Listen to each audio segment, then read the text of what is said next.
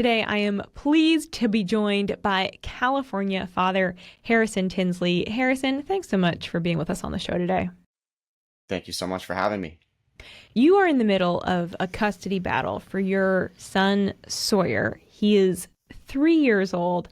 I want you just to start by sharing a little bit about Sawyer. What does he like to do? What do you all like doing together? What's your relationship as father and son? We're super duper close. I spend all my custody time with him every single second. He falls asleep on me always. We play all the sports, hockey and football and baseball, and we wrestle each other. He likes playing guitar and piano and singing songs with me. We go for bike rides and scooter rides, go to the park. We go swimming. We just kind of do all the most fun father-son activities I can think of. Go to the zoo, go on roller coasters. Yeah, fun, special to have that relationship. And I know you said before we started he turns 4 in December, and it's incredible to see just how the story is playing out, Harrison. So I want to dive into some of the details behind this custody battle. What exactly is going on here? So Sawyer's mother is your ex-girlfriend. You have partial custody right now of your son, but you're seeking full custody in part because you say that Sawyer's mom is seeking to raise him as non-binary. Can you just explain what exactly is happening here? What is the situation? Well, I have half custody, so me and my mom both have 50%, and his mom makes the claim that she is now non-binary and that Sawyer is non-binary, or that she's at least trying to raise him that way, although some of the things she does seem more girly to me than non-binary. Not that I admit that's a real thing.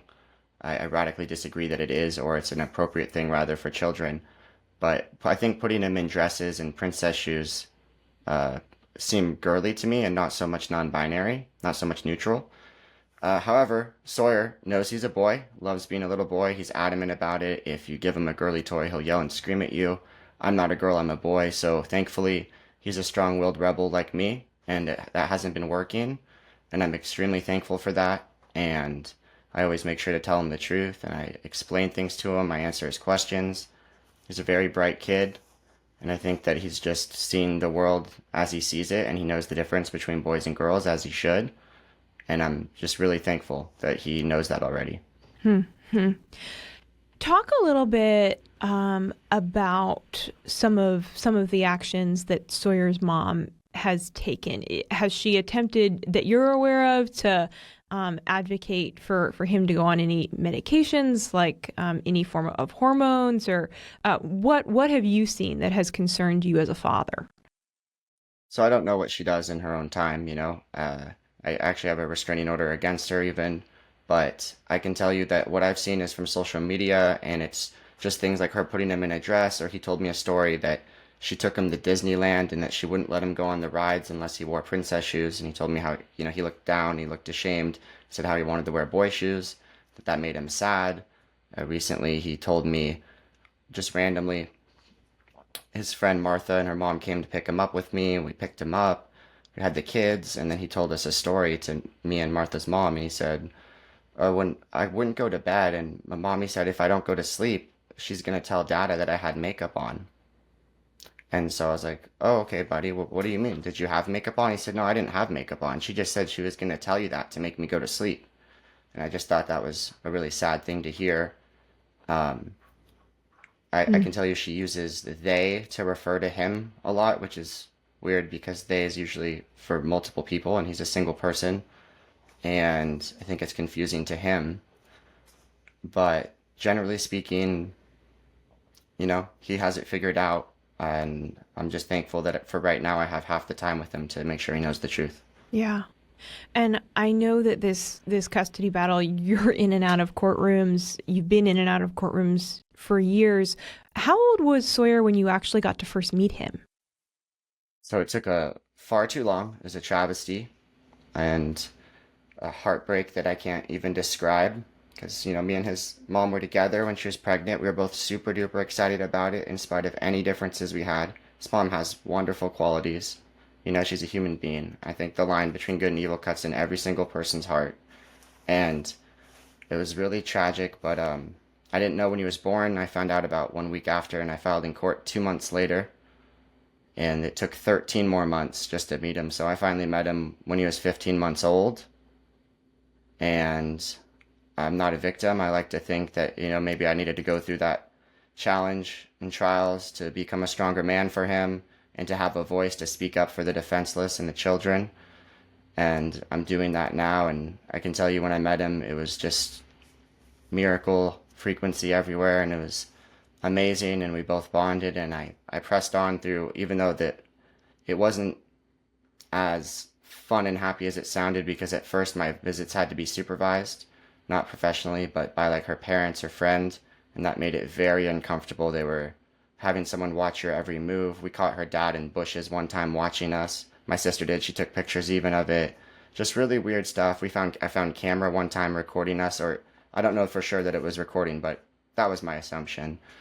And I fought through all of that. I spent my time with him. I never missed anything. I've never been late to anything. And I eventually got more and more visits. And I moved to the Bay Area, where I was pretty quickly awarded half custody, which I'm extremely thankful for.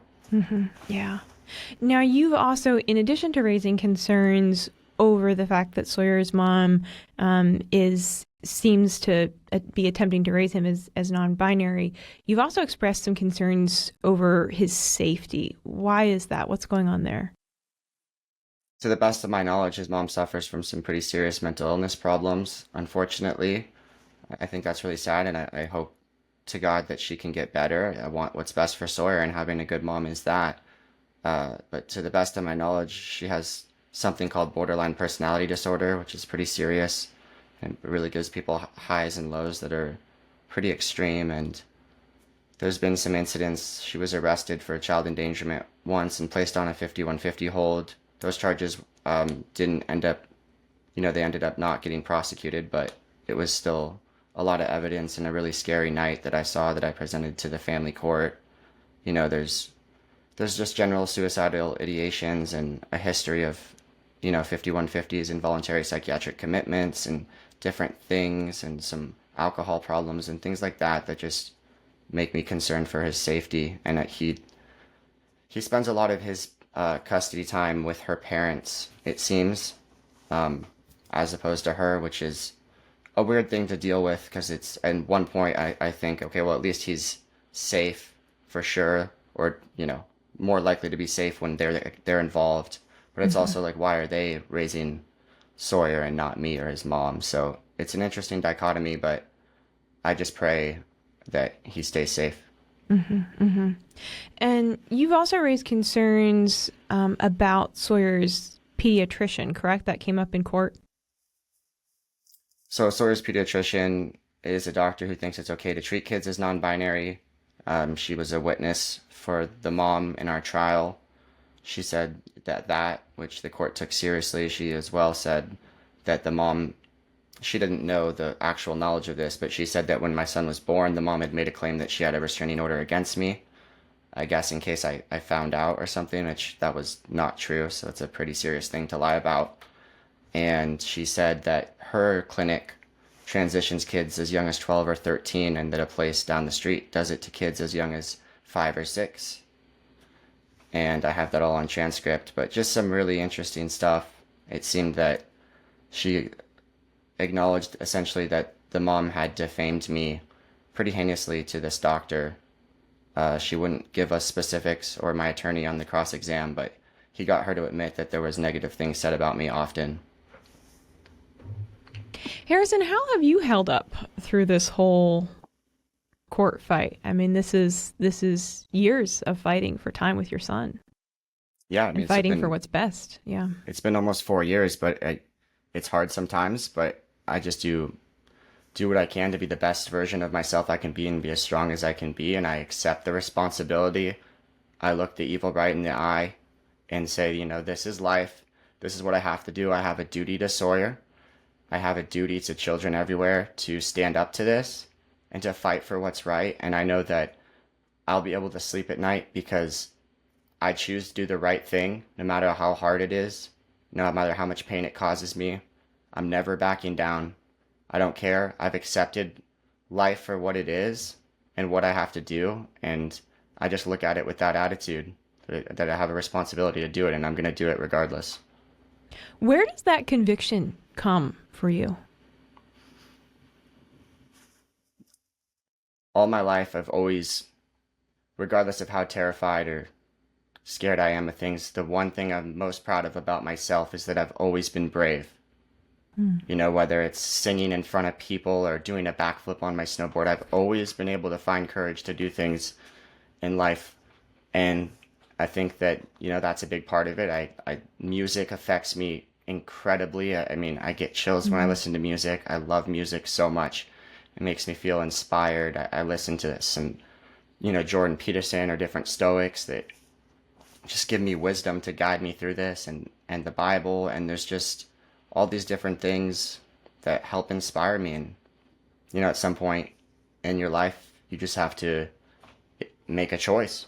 Like, who do you want to be? Do you want to be strong, or do you want to be weak? And I just choose to be strong.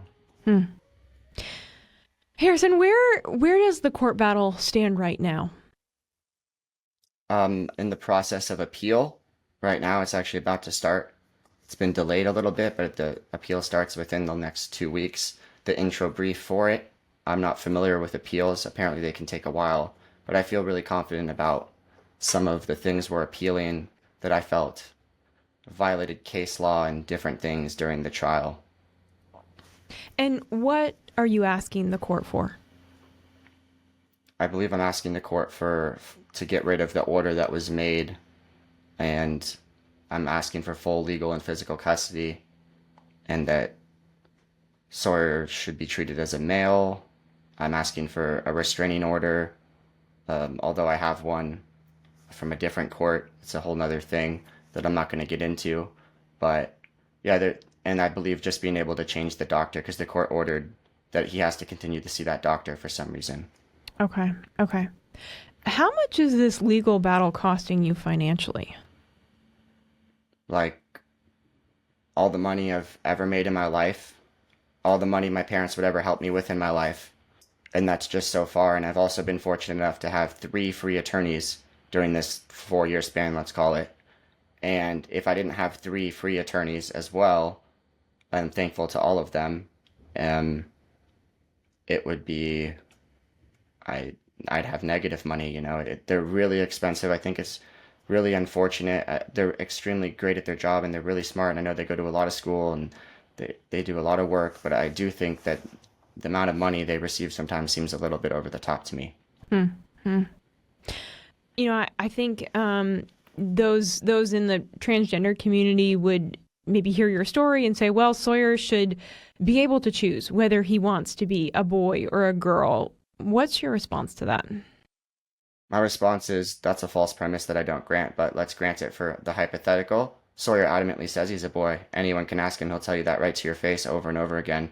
He loves being a little boy, and I think it's so sad that anyone would want to take that from him or not have him be happy with who he truly is, because that's something you can never change. I can tell you, I'm actually friends and I work and do rallies with Gays Against Groomers, and I know literally transgender people who are totally on my side with this and think that this is absolute madness, that people are doing this to kids and confusing them. Harrison, those who hear your story, who want to support you, what you're doing, what would you say to them? What do you need? I appreciate everyone who supports me in any way, shape, or form. Every single message, I try to read all of them. I try to read all the comments and every prayer anyone ever sends me. It all means the world to me. If anyone wants to help me financially, they can. You absolutely do not have to, though, and I'm so thankful to everyone who does. I have a Give, Send, Go Saving Sawyer, where anyone wants to help me with legal fees in this battle. But honestly, just knowing that people believe in me and want what's best for my son gives me, to answer your question earlier, a little bit more strength, seeing how many people have reached out to me now and just said the kindest things to me and most supportive things. I'm not going to let any of them down, and I'm not going to let Sawyer down either. Yeah. Does Sawyer understand what's happening? Is he aware of the legal fight? I don't talk about that to him. I'd never say anything bad about his mom to him, only good things. I can't say what she does specifically. No idea. He's said a few things before that make me think maybe when she's had a bad day, let's call it, she's mentioned some things like he said, like, oh, mom, he said dad is trying to take me away from her or something like that. So maybe it's been mentioned to him, but generally speaking, I always tell him nice things about his mom. I don't say we're in any sort of court battle. Like he'll bring up something like he loves my motorcycle. I'll be like, yeah, your mom used to ride on it with me. Yeah, I used to hold your mom all night just like I hold you. So I try to keep it really nice and positive for him. Harrison, if we were, speaking of kind of hypotheticals, let's, fast forward maybe 10 or 15 years. What do you want Sawyer to look back on, when he is old enough kind of to realize some of these details, some of what happened? What is your hope that he'll be able to say about you as his dad and how you handled this situation? I hope that Sawyer will be able to look back and know that I did everything I could for him, specifically him, to fight for him, to give him the best life possible, to have him be happy with who he is, to know that I fought to make the future in this world the best place that I thought it could be for him and his future. And I hope that he knows that I love him more than anything in the world, because I do. My love for Sawyer transcends my love for music or sports or anything a million times over. It's inconceivable before you have a kid to even understand how much you could love them. And I hope that he has a good life of purpose and he becomes a strong man. And I believe he will be, and he's going to get through all of this and everything is going to work out. It's powerful to have that spirit of optimism, Harrison. Thank you just for your time today. Thanks for your willingness to share your story. Again, tell us, for anyone who's interested just in learning more about your story and supporting you, where can we go?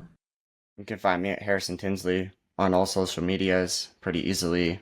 I have a Give, Send, Go Saving Sawyer, and I want everybody at home to be brave, start speaking the truth. I really believe we can make a difference. Newsom just vetoed 957. I know different people have different opinions about why and all that. The reality is, though, is we put enough pressure as parents that he felt he had to one way or another. We can make a difference. We can create the future we want for our kids. We just have to have courage and speak the truth. Harrison Tinsley, thank you again for your time today. We really appreciate your willingness to share your story. Thank you kindly.